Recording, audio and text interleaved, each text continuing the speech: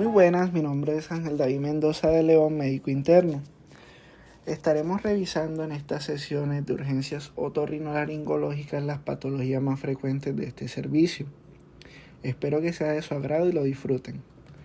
En esta sesión estaremos revisando las patologías infecciosas, ya sea faringoamigdalitis o otitis media aguda, además de la epístasis.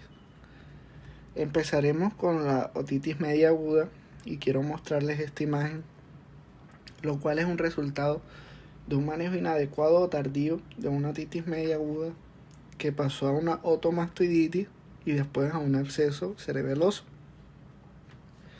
Entonces ya sabemos que no hay patologías inofensivas y que no hay un mal que no deba tratarse. Entonces vamos a definir la otitis media aguda como una combinación de un exudado en cavidad de oído medio, una evidencia de inflamación aguda con cambio en el aspecto de la membrana timpánica y un inicio súbito dado por otalgia, irritabilidad y o fiebre. En cuanto a la epidemiología de esta enfermedad, tenemos que el grupo etario más afectado son los preescolares, sobre todo de 6 y 24 meses de edad, y es discretamente más prevalente en varones que en mujeres. Su mayor incidencia es en la época del invierno, y esto concuerda con la fisiopatología, ya que sabemos que es desencadenada por estos cuadros respiratorios altos, estos cuadros gripales, ya que estas pueden sobreinfectarse y esta colonización bacteriana ascender por trompa de Eustaquio, estableciéndose en oído medio. En cuanto a los factores de riesgo, tenemos estos episodios gripales recurrentes, más de 3 en los últimos 3 meses o 4 en el último año, uno de ellos en los últimos 6 meses, en el cual estamos recibiendo al paciente con asintomatología. Además de todos estos factores que influyen en el correcto desarrollo del sistema inmunitario del paciente, como lo es la pobreza y la desnutrición, las guarderías por el contacto estrecho con estos agentes contagio infecciosos, la ausencia de lactancia materna por la carencia de la inmunoglobulina A, la cual es un factor protector indispensable en las mucosas gastrointestinales y respiratorias, previniendo la infección a estos niveles. El chupete, ya que esto altera la flora nativa de cavidad oral, lo cual predispone a la adquisición de estas infecciones bacterianas con más recurrencia. En cuanto a la etiología, la causa más frecuente es viral, siendo los virus habituales el virus respiratorio sincitial, el adenovirus, rinovirus, influenza e incluso el coronavirus.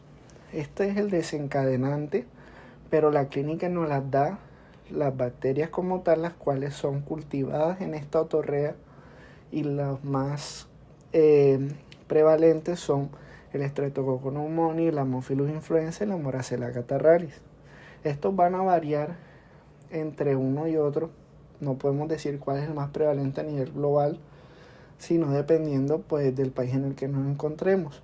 Y para eso tenemos esta tabla, la cual es proporcionada por la Asociación Americana de Otorrinolaringología, en la cual vemos, contextualizándonos en nuestro país, Colombia, hasta el 1985, la más frecuente era la Haemophilus influenza.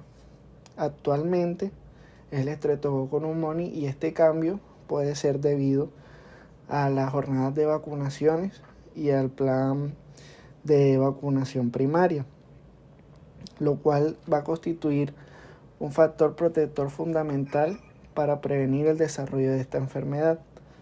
En cuanto al diagnóstico, como todo en medicina y en otorrinolaringología, la clínica es fundamental, por lo cual vamos a tener muy en cuenta estos signos de inflamación a nivel de la otoscopia, la historia de inicio agudo, la presencia de exudado en oído medio, signos y síntomas de inflamación de este oído medio y un antecedente pues de un cuadro gripal reciente.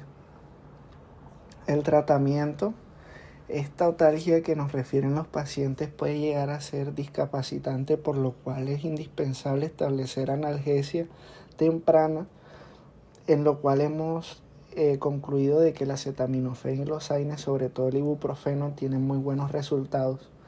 En cuanto a antibióticos, la mayoría de los entes patológicos son gram positivos, por lo cual vamos a optar por penicilinas, sobre todo la amoxicilina. La dosificación es fundamental para un éxito terapéutico. Ya sabemos que anteriormente teníamos el concepto de 80 a 100 miligramos por kilogramo día, lo cual se ha cambiado de 90 miligramos kilogramo día cada 12 horas. Es fundamental tener la concentración media óptima a nivel del paciente para que el tratamiento sea fructífero. La falla terapéutica era secundaria, más que todo, no por resistencia del agente etiológico, sino por la subdosificación del antibiótico como tal. Ya con una dosificación adecuada, teniendo un fallo, podemos escalonar aunando un inhibidor de beta-lactamasa como el clavulanato con amoxiclavulanato a la misma dosis. Si el paciente es alérgico a las penicilinas, tenemos cefalosporinas de segunda y tercera generación, siendo la cefuroxima y la ceftriaxona las más frecuentes. Se ha planteado un esquema no convencional con fluoroquinolonas, pero aún están en estudios, como la levofloxacina, e incluso la utilización de macrólidos. La duración de estos tratamientos antibióticos va a depender del grupo etario, siendo en menores de 2 años 10 días y en mayores de 6 hasta 5 días de tratamiento. ¿Cuáles son los grupos susceptibles del inicio de esta antibiótico-terapia temprana? Pues van a ser estos pacientes preescolares, ya mencionamos que es el grupo etario más afectado, con una otitis media aguda unilateral leve, con otalgia leve, pero que haya iniciado menor a 48 horas con temperaturas entre 39 y 38 grados. Pacientes mayores de 24 meses con otitis media aguda uni o bilateral sin síntomas de severidad van a ser candidatos de este inicio de antibiótico terapia temprana. En cuanto a este concepto de otitis media aguda recurrente, vamos a definirla como la presencia de 3 o más episodios de otitis media aguda en 6 meses o más de 4 en un año, con mejoría entre eventos y sin presencia de exudado. Esta es más frecuente en niños menores de 36 meses y cada recurrencia debe tratarse individualmente con antibiótico, e incluso se ha propuesto la utilización de alternativas con mecanismos directamente influenciantes en el mecanismo fisiopatológico de esta enfermedad, como lo es la timpanostomía y los tubos de ventilación, ya que va a descomprimir esta cavidad del oído medio aunado a la antibiótico-terapia, mejorando tanto la sintomatología como los resultados con antibiótico-terapia. Además, se ha planteado el uso del xilitol, esta goma de mascar proveniente de la xilosa. Este azúcar va a utilizarse como falso sustrato para las bacterias, ya que ellas van a optar por la degradación de este azúcar, pero esta no les va a proveer de ATP, lo cual se va a convertir en un bacteriostático. El inconveniente con esta alternativa, pues el grupo etario, que ya sabemos que en estos niños menores de 3 meses una goma de mascar pues no es muy conveniente. Entonces ya sabemos que para llevar a casa es importante y fundamental la vacunación contra influenza, el reconocimiento de los síntomas inflamatorios de forma temprana y la dosificación de la antibiótico-terapia de forma indicada. La faringoamigdalitis, como segundo tópico, vamos a definirlo como una angina, lo cual nos refiere característicamente a los pacientes con estas patologías, que proviene del latín angere, lo cual significa pues esta sensación de estrangulamiento, y concuerda pues con la faringodinia, que es más frecuentemente encontrada en esta patología. En la actualidad, la American Academy of Otorrinolaryngology Head and Neck Surgery se refiere a una inflamación aguda de origen viral o bacteriana de las amígdalas palatinas o de la mucosa faríngea como tal. En cuanto a epidemiología, la faringoamigdalitis aguda es una afección extremadamente frecuente en la práctica cotidiana, y esto lo vemos ya que representa entre el 7.5 al 8.5 de todas las consultas en la población europea a urgencias. En cuanto a la faringoamigdalitis, las más frecuentes pues son de origen viral, siendo entre un 70 al 90% de la faringoamigdalitis. Los agentes más frecuentes pues son el Epstein-Barr, que entre los más frecuentes es el más predisponente y el más encontrado. Además de este, el virus del herpes simple, el virus de la gripe y el parainfluenza. Como dato curioso, de todas las faringoamigdalitis, el 70% recibe antibióticos.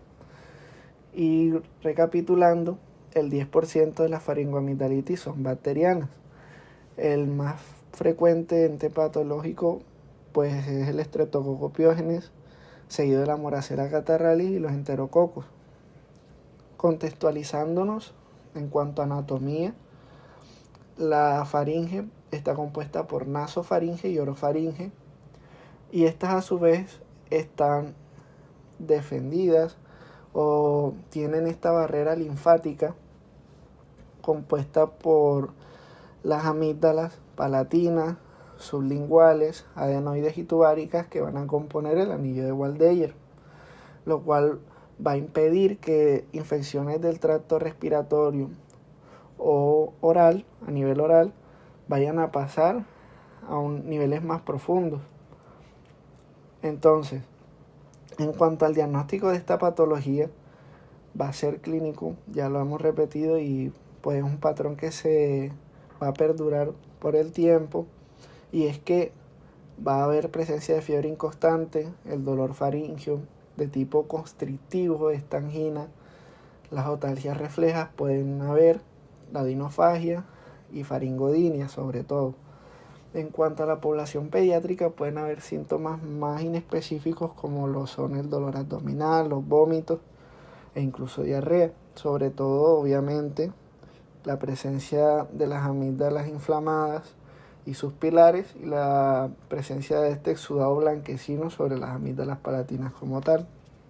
Como todo en medicina, nos encantan los criterios y las escalas. Para esta patología no habrá excepción, hay múltiples escalas y criterios. Los más utilizados son los criterios de Centor. Esto es para distinguir entre una faringoamigdalitis de origen bacteriano o de origen viral. Vamos a tener una mnemotecnia la cual se dice como EI-FEA, siendo el EI dado por la edad, ya que mientras mayor sea el paciente, menos probabilidad hay de que sea bacteriana, y esto está aunado a que el sistema inmunitario de la población pediátrica no está desarrollado totalmente, lo cual los predispone a una mayor posibilidad de contraer infecciones bacterianas. El FEA está compuesto por la fiebre mayor de 38 grados, los exudados amigdalinos, la adenopatía cervical anterior y la ausencia de tos. Ya sabemos que la presencia de tos es un indicador positivo para infecciones virales. La ausencia de esta pues nos va a indicar o nos va a orientar más a un proceso bacteriano. Si sumamos todos los criterios positivos, nos daría entre un 51 y un 53% de que la amigdalitis sea originada por el estreptococo beta hemolítico del grupo A. Incluso vemos con esto que ni teniendo todos los conceptos positivos nos va a asegurar de que la faringoamigdalitis sea bacteriana, pero nos permite orientarnos un poco más en cuanto al cuadro. Comparativamente, esta faringoamigdalitis, la bacteriana es autolimitada, después de los 15 años muy rara. La viral pues sí puede extenderse hasta los 45 años. En cuanto a la estación, pues en la viral es variable. En la bacteriana es más predisponente e incidente en el invierno y en la primavera por la exposición a los sprays y los polens, lo cual va a deprimir el sistema inmune. La instauración en cuanto a la bacteriana es súbita y la viral pues más gradual. La fiebre es alta, característica en la bacteriana. En la viral puede haber fiebre leve. la odinofagia va a ser marcada en la bacteriana y las adenopatías van a ser aumentadas de tamaño en la bacteriana y en la viral pues van a ser pequeñas.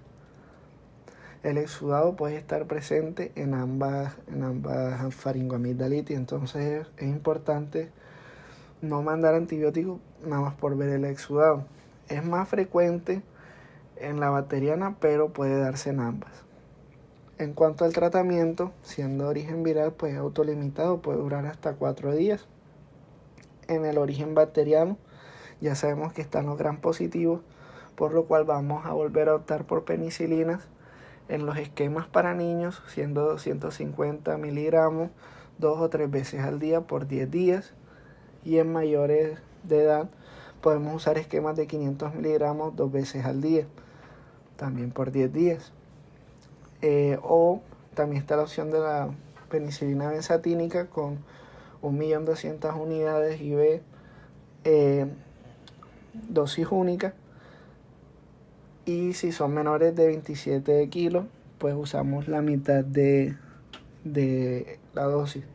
Esta se va a administrar de forma intramuscular.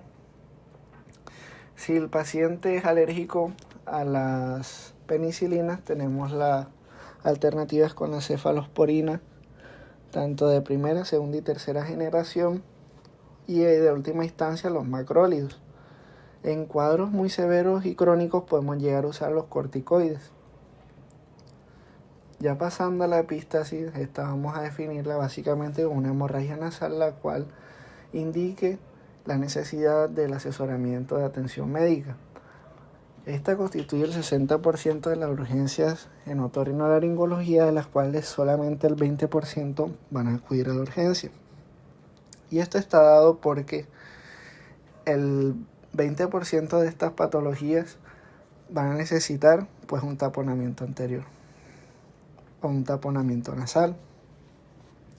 El 80% de estos sangrados son de origen anterior, y para esto vamos a repasar la anatomía nasal.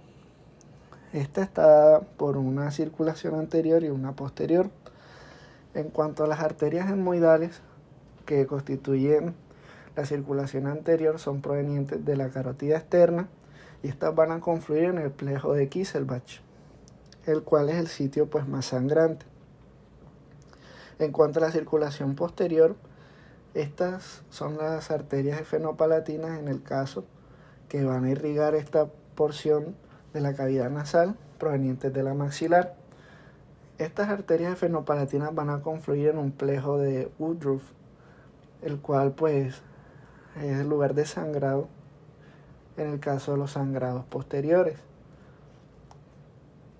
Entonces, estos factores que pueden desencadenar la epístasis, tenemos los factores locales, como son la resequedad de mucosa y el traumatismo digital o cualquier otro tipo de traumatismo. En cuanto a las alteraciones generales, vamos a tener todas estas enfermedades que nos pueden alterar el endotelio, como lo son las arteriosclerosis, hipertensión o alteraciones en la coagulación. Tenemos como excepciones estas enfermedades genéticas, como lo es el síndrome de Rendu-Weber-Osler, que nos va a desencadenar estas telangiectasias en las mucosas.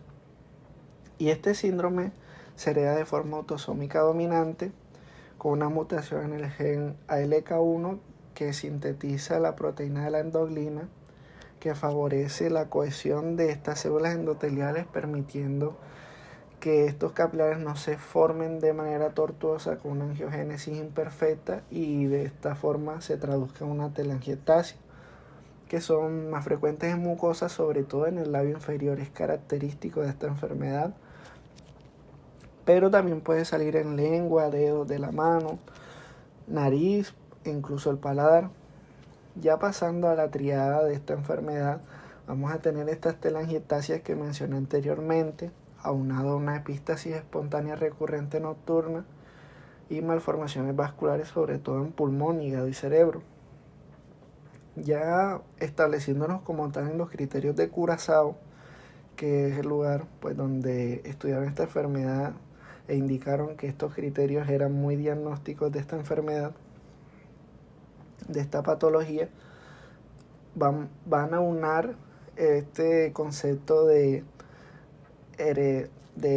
herencia autosómica dominante con una historia familiar de esta enfermedad.